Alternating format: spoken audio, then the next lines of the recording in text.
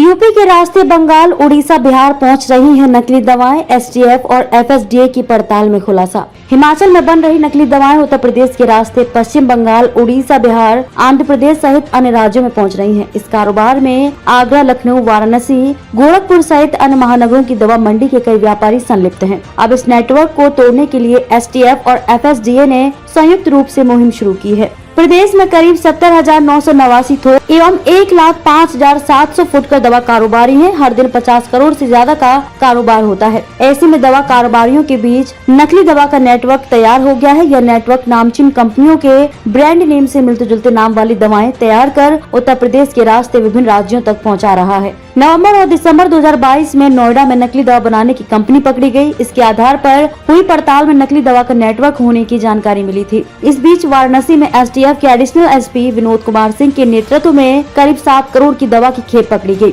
2 दिन पहले वाराणसी में भी 5 लोगों को पकड़ा गया, जो वाराणसी में दवा स्टोर करने के बाद पश्चिम बंगाल, उड़ीसा, बिहार, आंध्र प्रदेश तक पहुंचाते थे। अब तक कुल 17 लोगों को गिरफ्तार किया जा चुका है। पूछताछ में पता चला कि ये नकली दवाएं हिमाचल प्रदेश से तैयार होकर उत्तर प्रदेश के विभिन्न महानगरों के रास्ते वाराणसी तक पहुंची। वहां से बिहार, पश्चिम बंगाल व अन्य राज्यों तक पहुंचती हैं। गिरफ्तार लोगों से पूछताछ हुई तो पूरे नेटवर्क का खुलासा हुआ। इसके आधार पर एफएसडीए और एसटीएफ ने जांच का दायरा बढ़ाया तो चौंकाने वाले तथ्य सामने आए हैं। प्रदेश में तैयार हो गई है नकली दवा मंडी। सूत्रों का कहना है कि पूछताछ में ये बात सामने आई कि पूरे प्रदेश में नकली दवा मंडी तैयार हो गई है। इस मंडी से 2 तरह का नेटवर्क जुड़ा है। एक तो बड़ी मंडी से दवा वाराणसी सहित आसपास के जिलों तक पहुंचाता है। फिर यहां से बसों के जरिए पैकेट बंद दवाएं अलग अलग राज्यों में पहुंचाई जाती हैं। बस के एक स्टॉप से दूसरे स्टॉप पर पहुंचने पर दवा पहुंचाने वाला व्यक्ति बदल जाता है। इसी तरह दूसरा नेटवर्क फुटकर कारोबारियों के बीच काम करता है। ये छोटे छोटे पैकेट में विभिन्न बाजारों तक दवा पहुँचाते हैं, वहाँ से मेडिकल स्टोर पर पहुँचता है। सूत्रों का कहना है कि पकड़े गए लोगों से मिले सुराग के आधार पर वाराणसी ही नहीं बल्कि आगरा, लखनऊ, गोरखपुर, मेरठ और बरेली सहित अन्य महानगरों के दवा कारोबारियों को भी रडार पर लिया गया है। इनकी गुपचुप तरीके से पड़ताल की जा रही है।